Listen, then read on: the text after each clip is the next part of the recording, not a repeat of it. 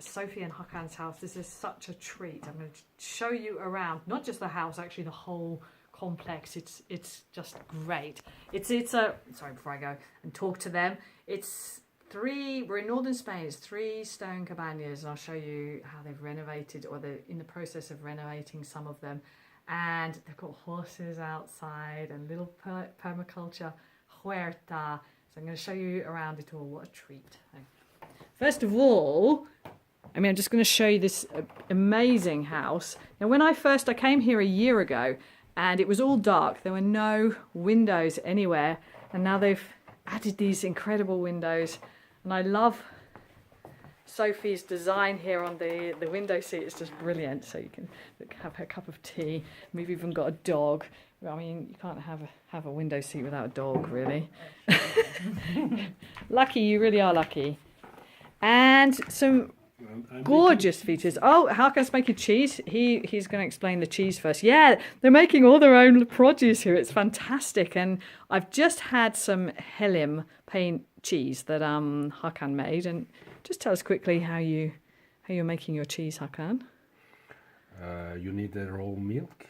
Right. And you put rennet and raw milk around 32 degrees Celsius. So you heat the milk first. Yeah, till 32, 35 degrees Celsius. And you put rennet, and you wait for an hour. And the protein to separate. Right. And there is a whey. Yeah. And the cheese. I will put in a pressure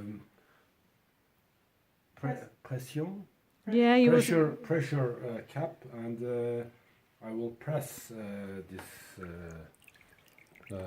cheese, this protein, and tomorrow it will be pressed, and I will cook a little bit, and it will be... Oh, you cook it again? Helim. For Helim, this is Helim cheese. Yeah. How many different kinds of cheese have you made till now? Feta. Wow. Helim. Tom. It's Alpine. An Alpine cheese. And what? Philadelphia from yogurt. Ricotta. I tried to make camembert. Oh, really? But I don't know if it worked. And which one do you think was the most successful, or are they all successful? Feta and Tom, I think. Ah, right. Yeah. And Helim also. Helim also. Well, they're all pretty good, because Philadelphia is good as well. Yeah, I must admit, I've just tried the Helim. It was really good, and the Philadelphia. And the Feta. Sophie, come here and tell us about. Look at this sink feature. This whole kitchen they've added. There was nothing here, and they've built this in the last few months. And this worktop, Tadelakt worktop. How did you do it, Sophie? Well, they call it Tadelakt. It's a lime plaster. Yeah. That they polish. Well, it's because it's a Moroccan. It's a Moroccan artisanal. Yeah. What is it? It's a Moroccan. Anyway, it's from Morocco. It's from Morocco. And they used to make their bathrooms. Well, the bathrooms for the elite, I think, were made of this. And so you can make any shape you want. It's with lime, and then you polish it until you close every pore. Right. Yeah. And so it becomes waterproof. Yes. Yeah. Yeah, so it's like, when you say it's a lime plaster, it's got lime. It's got lime sand. and sand. It's got ash. Yeah. A little bit of ash, because I think ash it's very alkaline. And I think it changes something in the chemical thing. And then I put an egg because. Why? Well, the Great Wall of China has one. So you said yes. That, if they've got it, we want it. Yeah, you wanted it, so I wanted it as well. So you first make the shape,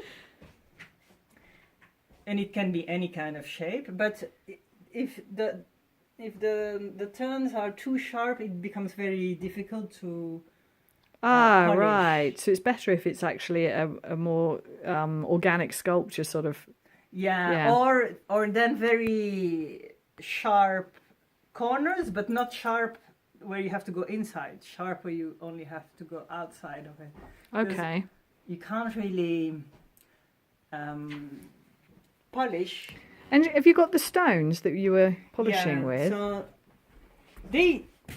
So you can find stones especially for that online, but they're really expensive. And yes. And where did you get yours from? So I got mine on some beach. On some beach. Yeah. Sounds like my kind of style. So they have to be very flat because you're going to go like this. Right. And so you do that, and didn't you say you were spraying? Yeah. So first you make the shape. So first you make the shape. You have to wait until it dries. It takes a while. Right. I think we waited 3 weeks, something like that. And then you make a very thin layer. Here I incorporated the color in pigmented powder. Yeah. It has to be mineral pigments. Okay. Because vegetable pigments will be eaten by the lime. Okay. Yes. So then when you put it on and then it becomes leathery, at that time you start to spray water with olive oil soap, is it? Or? Olive oil soap, Savon Marseille. Yeah. Yeah. And then you spray, you only need a very little amount of soap in the water. And then you spray and then you start polishing like this. Oops, let me have a look. Like this, and then it will start foaming a bit, kind of foam, and then it will all get absorbed. It becomes very, very it's beautiful. luscious. Yeah. Right. Yeah, I see. It's smooth kind of, and shiny and hard. Yes. And now here I kind of messed up in some places. why is that messed up? What do you mean by that? I think I put too much water and then not enough of the other the olive oil. No, the lime thing. Okay. And then, as I was polishing, instead of polishing, the stones came to the surface, and so it wasn't stable. To solve that, I've added, when everything was dry, I've added linseed oil. Ah, right, yeah. And so it kind of... There's Tadelakt with linseed oil on the top, invincible. Yeah, because this one actually wasn't as successful as the ones which I'm going to go show in a minute, yeah. But then, so even if you mess it up, then linseed oil is the answer. Oil. And it's really good to know. It's really hard. It's beautiful. Yeah, it's really, really lovely. It really and then is. it's got some. It's really tactile. It feels so so good to touch. Yeah. The difficult, horrible parts. Okay. Are the edges. This is really difficult to have it. It keeps on. You see here, it's broken. I think you should find a way to have thicker. Oh, make a thicker layer. Yeah, so it's not so brittle. I think maybe the wood should have gone in, and that this would have been the whole thing of maybe 5 centimeters, because it's always. It's possible to make a support with wood also. Maybe. It's a beautiful And kitchen, it's as you really can hard. see. I thought it would be hard, but it's not really hard to make the edge of the sink, actually. It was pretty... So the stones on the beach, they also sell special stones, because they say, some say, you should have semi-precious stones. Oh, right. So I'm a bit of a crystal freak. Right. So I had this Piece of jade, yes, beautiful. And I used it that. Actually, the only thing is that it has to be very smooth. This would be a good shape, because you can hold Let's have a look. Yeah. Flat, and then you can hold it, but it's not very smooth. So it didn't really work. So I used these ones. That one is from the beach. Yeah, and the piece of jade, and use them, I presume, in different, like one place you needed a larger stone, perhaps a bigger area, and the smaller detailed areas you used the jade. I also had a very small one, right, for really little intricate, like the edges. Yeah. So Great. Thank you, Sophie. That's Yeah. wonderful.